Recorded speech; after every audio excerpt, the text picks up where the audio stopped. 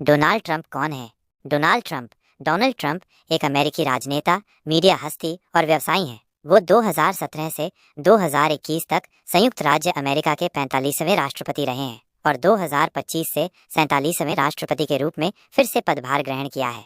Iran Israel संघर्ष में Trump की क्या भूमिका है?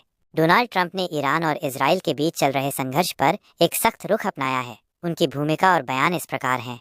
इजराइल का समर्थन। ट्रंप ने स्पष्ट रूप से इजराइल का समर्थन किया है और कहा है कि अगर इजराइल को बम चाहिए तो उन्हें उपलब्ध कराए जाएंगे और अगर इजराइल के साथ उड़ान भरनी है तो वे करेंगे। ईरान को चेतावनी। उन्होंने ईरान को बिना शर्त आत्मसमर्पण करने का आह्वान किया है और चेतावनी दी है कि यदि ईरान अमेरिकी हितों को निशाना बनाता है तो उसे अभूतपूर्व स्तर पर अमेरिकी सशस्त्र बलों की पूरी ताकत और शक्ति का सामना करना पड़ेगा। परमाणु हथियार पर रोक। ट्रंप ने जोर देकर कहा है कि ईरान को परमाणु हथियार हासिल करने की अनुमति नहीं दी जाएगी। राजनयिक और सैन्य विकल्प।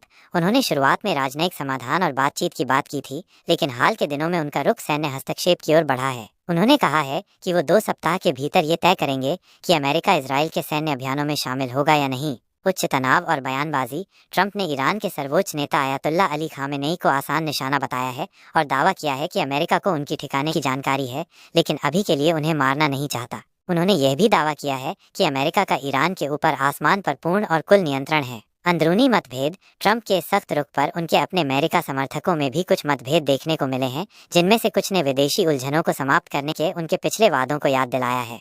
कुल मिलाकर ट्रंप इस संघर्ष में अमेरिका की मजबूत उपस्थिति और इजराइल के लिए पूर्ण समर्थन का संकेत दे रहे हैं, साथ ही ईरान पर दबाव बनाने के लिए सख्त बयानबाजी कर रहे हैं।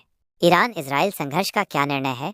अभी तक ईरान और इजराइल के बीच कोई औपचारिक रूप से घोषित युद्ध नहीं है, लेकिन दोनों देशों के बीच तनाव बहुत बढ़ गया है और वे एक दूसरे पर लगातार हवाई हमले और मिसाइल हमले कर रहे हैं। इसे एक बढ़ता हुआ संघर्ष या टकराव कहा जा सकता है। वर्तमान स्थिति इस प्रकार है।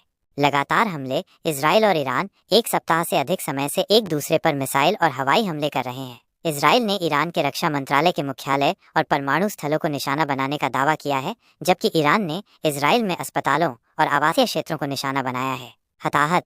रिपोर्टों के अनुसार ईरान में इजरायली हमलों से कम 224 लोग मारे गए हैं, जिनमें महिलाएं और बच्चे भी शामिल हैं। इजराइल में ईरानी हमलों से लगभग 18-24 लोग मारे गए हैं और सैकड़ों घायल हुए हैं। अंतर्राष्ट्रीय प्रतिक्रिया। G7 देशों ने तनाव कम करने का आह्वान किया है, लेकिन कोई ठोस समाधान अभी तक सामने नहीं आया है। अमेरिका ने मध्य पूर्व में अतिरिक्त सैन्य संपत्ति तैनात की है। आगे बढ़ने की आशंका।